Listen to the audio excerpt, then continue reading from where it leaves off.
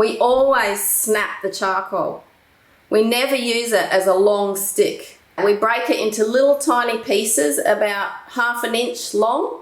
So you got to take the long stick and you pinch your finger and your thumb on either side really firmly, and then you snap. There's lots of crumbs that'll go underneath, so do it over a paper towel or something. Just snap and get little tiny short pieces. I always keep them in a little tub like this. I can just go into the tub and you can see these little pieces here. See, they're little short pieces.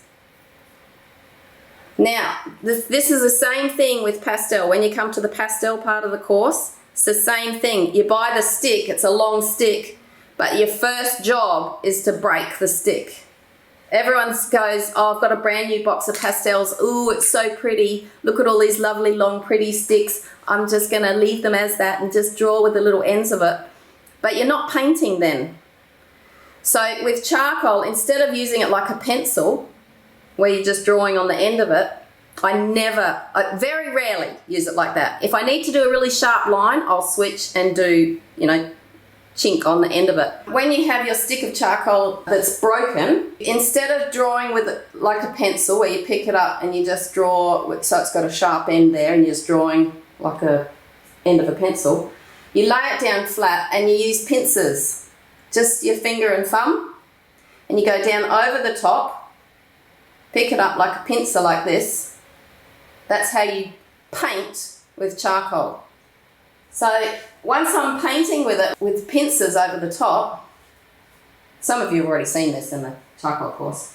Instead of just drawing if I draw, it's just like a drawing like this, which is lovely because you can do amazing things with charcoal. In the lesson I show you how you can do all these amazing things with that. But if you're painting, you want to go down over with a pincer and you can actually do a paint stroke like that. Bang. So you can just cover a huge amount of your paper with the charcoal. You can also tilt it so you've got pressure on one end of it. So you go hard edge and a soft edge. See that? It's got a hard edge along here, but it's a really soft edge along here. So in the example I show you when you're doing a lemon, you can do a tilt and do a hard edge in the shadow underneath, and it comes out to a soft edge outside there. So you get instant gradient in a couple of seconds.